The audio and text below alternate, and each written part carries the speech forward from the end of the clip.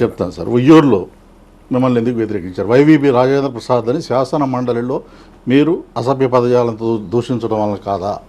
నేను అసభ్య పదజాలంతో నేను ఎప్పుడు దూషించలేదే. తర్వాత కూడా ఉయ్యూరులో రాజేంద్ర ప్రసాద్ మీకు వ్యతిరేకంగానే పనిచేశాను. వ్యతిరేకంగా పనిచేసే ఆయన తెలుగుదేశం పార్టీ కాబట్టి తెలుగుదేశం పార్టీ కూడా వ్యతిరేకంగానే పనిచేస్తారు. మీరు అనుకూలంగా పనిచేస్తారు. ఇప్పుడు మీకు నూజివేడులో అదే సెక్షన్ పనిచేస్తుందా? పనిచేస్తుందనే 100% నేను నమ్ముతున్నాను. ఎందుకంటే ఈ 15 రోజుల్లో చేసింది. వాళ్ళు టికెట్ అక్కడ అడిగారు, అన్ని చోట్ల అడుగుతారు వారు. ఎందుకంటే ఆర్థికంగా పరిపుష్టమైన సామాజిక వర్గం, వారికి పోటీ చేయడానికి అన్ని అవకాశాలు ఉంటాయి కాబట్టి ప్రతి నియోజకవర్గంలో అడుగుతారు. కానీ ప్రతి రాజకీయ పార్టీ కూడా నూజివేడులో ముద్రబోయిన వెంకటేశ్వర టికెట్ అడిగితే ఆయనకి ఇవ్వడానికి వీల్లేదని వాదించిన వాళ్ళు కమ్మాసం. వాళ్ళు వ్యతిరేకించుకున్నారు. ముద్రబోయిన వెంకటేశ్వర గారి అభ్యర్థిత్వాన్ని వ్యతిరేకించారు.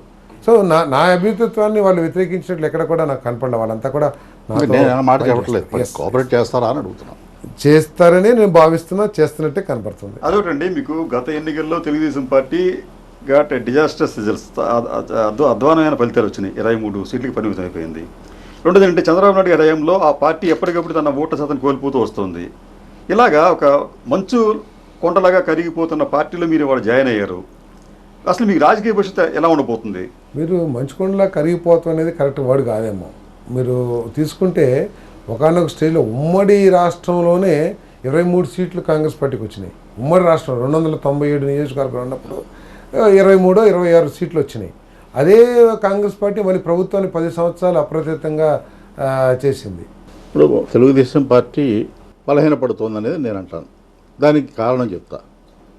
గత 20 సంవత్సరాలుగా జరిగినటువంటి ఎన్నికల్లో 42 సీట్లలో గెలవట్లేదు తెలుగుదేశం పార్టీ. ఒకటి, 2019లో ఈ రాష్ట్రంలో ఉన్న ఎస్సీ రిజర్వ్డ్ నియోజకవర్గాలు 29లో ఒక్కటి మాత్రమే తెలుగుదేశం గెలిచింది. 7 ఎస్టీ నియోజకవర్గాలు ఉంటే రిజర్వ్డ్ నియోజకవర్గాలు ఒక్కటి గెలవాల. అంటే దాదాపు 70 నుంచి 75 సీట్ల వరకు తెలుగుదేశం పార్టీ గెలవట్లేదు. ఆ పార్టీ బలంగా పోటీ చేయగలిగింది, పోటీలో నిలిచేది 100 సీట్లలో. అధికారంలోకి ఎలా వస్తుంది? సో మీరు ఏ విధంగా అయితే తెలుగుదేశం పార్టీకి చెప్పారో అదేవిధంగా ఇతర పార్టీలకు కూడా కొన్ని సీట్లలో ఎప్పుడు పర్మనెంట్గా ఎప్పుడు గెలకపోయి ఉండొచ్చు.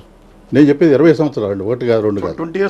20 ఇయర్స్లో 4 సాధారణ ఎన్నికలు. అదే 4 సాధారణ ఎన్నికల్లో కాంగ్రెస్ పార్టీ కూడా ఇదే విధంగా కొన్ని గెలవని సీట్లు. అట్లా కాదండి, 42 నియోజకవర్గాల పేర్లు కూడా చెప్తాను. అదే అంటున్నా, ఒక పార్టీ 42 నియోజకవర్గాలు, ఒక పార్టీ 30 నియోజకవర్గాలు ఉండొచ్చు. సో కంటిన్యూగా గెలవని కొన్ని నియోజకవర్గాలు పర్మనెంట్గా ఉంటాయి. విభజిత రాష్ట్రంలో 10 సంవత్సరాలు 5 సంవత్సరాలు తెలుగుదేశం పార్టీ అధికారంలో ఉంది. ఆ 5 ఏళ్ళు BJP support, Pawan Kalyan support, ఇటువంటి ఎన్ని ఉన్నాయి. రేపు కూడా ఉండొచ్చాము Pawan Kalyan support, BJP support. ఆ రోజు పరిస్థితి వేరు, ఈ రోజు పరిస్థితి వేరు. ఈ రోజు కూడా ఉంది కదా బీజేపీ సపోర్ట్ ఉందని చెప్తారా? బీజేపీ సపోర్ట్ లేకపోతే పవన్ కళ్యాణ్ గారు జనసేన సపోర్ట్ ఉంది. నిన్నే మేము బ్రహ్మాండ భారీ గ్రామాల్లో కొట్టుకుంటున్నారు కదా. ఏమండి, గ్రామాల్లో కొట్టుకుంటున్నారు కదా. ఒక నిమిషం సార్, పవన్ కళ్యాణ్ సపోర్ట్ లేకపోతే టీడీపీ గెలవదు. వారు అన్నారు సపోర్ట్ ఉందని చెప్పేసి. సపోర్ట్ ఇప్పుడు అదే కలిసి ఉంది. ఇప్పుడు దేశంలో అన్ని ప్రతిపక్ష పార్టీలని ఏకీకృతం చేసిన పార్టీ తెలుగుదేశం పార్టీ మీరు చరిత్ర తీసుకుంటే. సో కలవటం అనేది తప్పుగా. కాంగ్రెస్ పార్టీ కూడా కలిసింది అన్ని పార్టీలతో కూడా. ఏదో ప్రచారం కోసం మేము సింగిల్ అని చెప్పేసి ఎవరు రానప్పుడు తప్పకుండా సింగిల్గానే పోటీ చేయాల్సి వస్తుంది.